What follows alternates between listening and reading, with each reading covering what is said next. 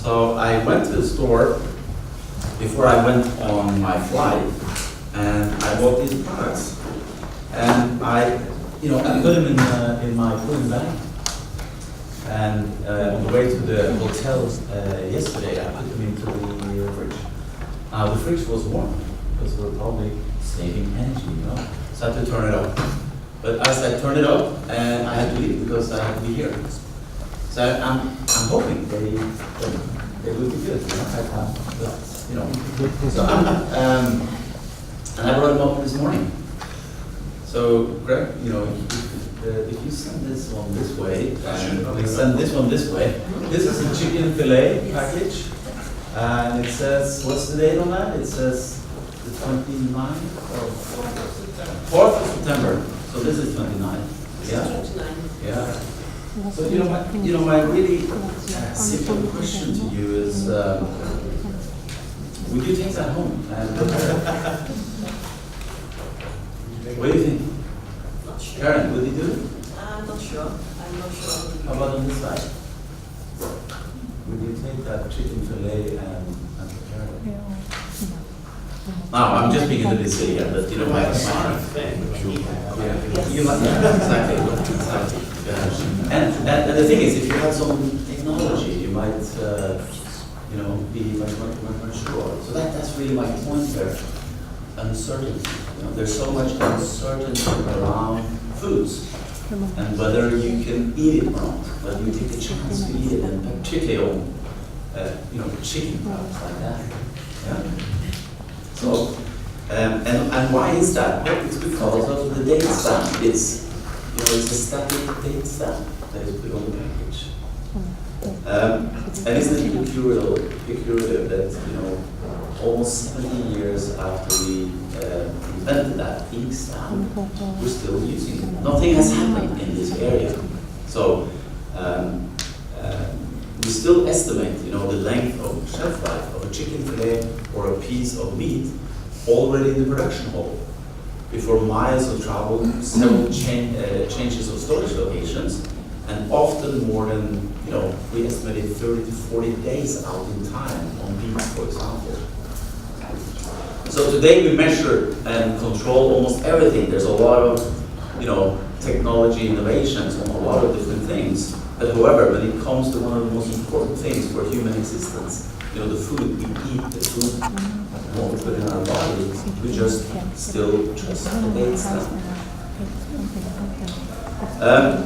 But maybe more importantly than that, this ink stamp creates a very big problem in terms of food waste.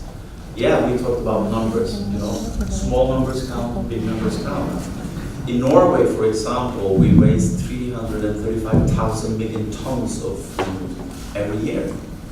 And in most recent research in Norway, 60% of that waste comes from households.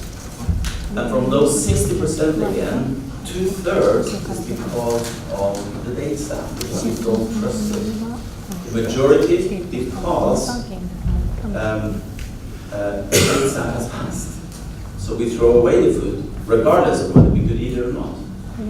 And the rest because it was supposed to be good because the date stamp was not reached yet. But anyhow, when we opened it and we prepared it, it smelled bad, it tasted bad.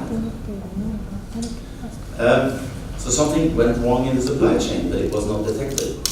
And the big paradox is that through research we find that 90% of us does not fully trust the date stamp, but we slavishly follow it anyway because we don't have an alternative.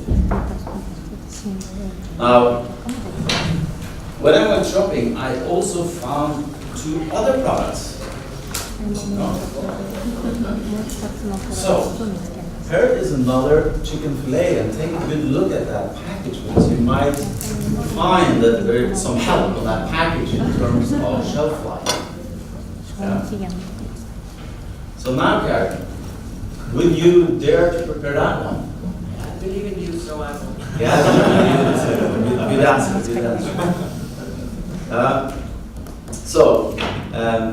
Take a good look at those products and the shelf life indicator that is on.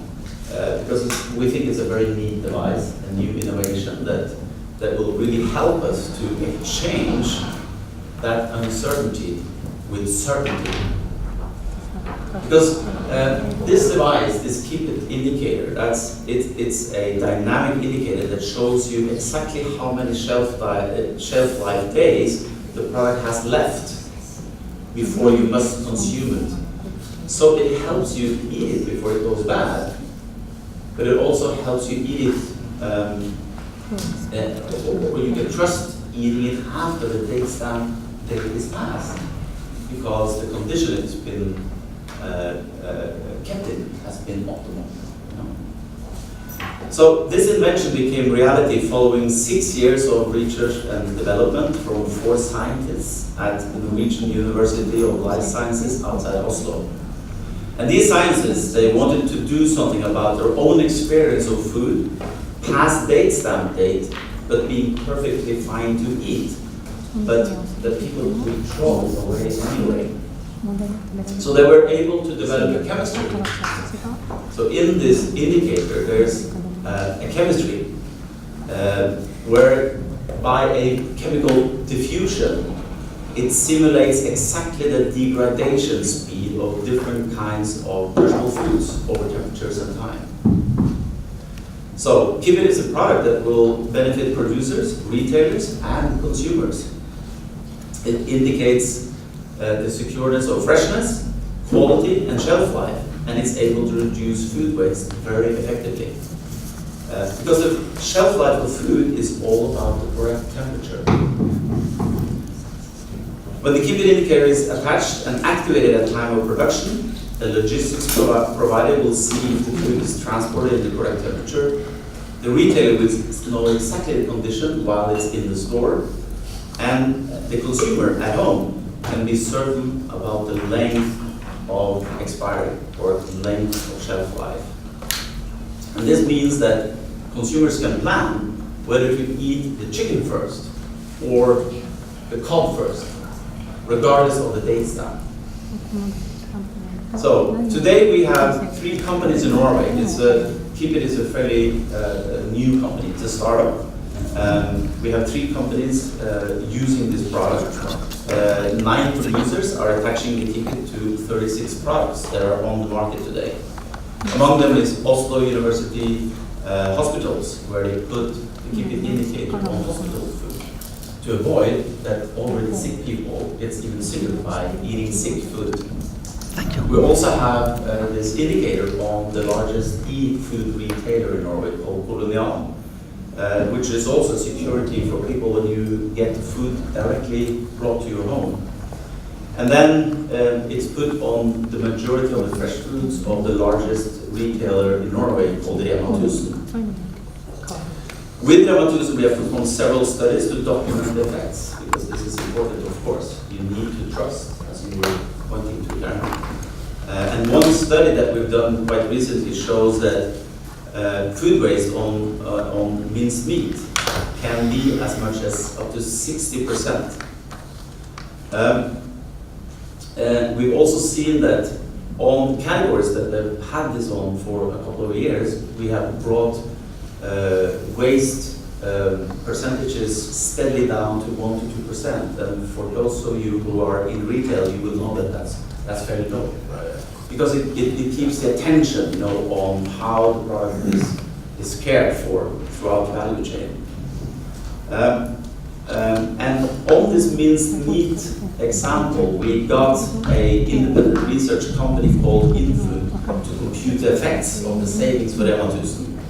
And this, if you take that out on the full red meat category, this would mean 24 tons of minced meat saved during the year.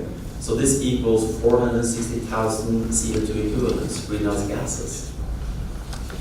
So a huge additional potential as well for retailers is using Keep It as selling it after best before date. Because as you might know, there's a possibility for retailers today to actually sell products pass the test before 8, but nobody dares to take the risk. And why is that? It's because of the uncertainty. Now, with intelligence and smart shelf life indicators like HIPAA, they can actually do that and reduce quite a lot of the waste.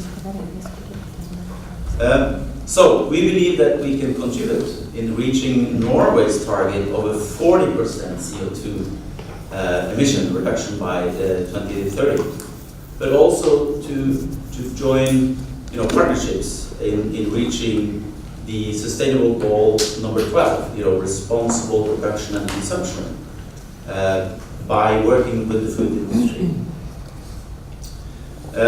So I think that if you extrapolate the simple example of the 60% reduction of mince meat at EMA to the full category of red meat in Norway, that will be a very good thing. Then we will eat much more of what we produce. We will not need to feed up as many cows. We don't need to use as much soil and water. Our cows will fart less. So it has a ripple effect into the value chain. Yeah. Cautious of time, I've talked about the keep it indicator and what it can do.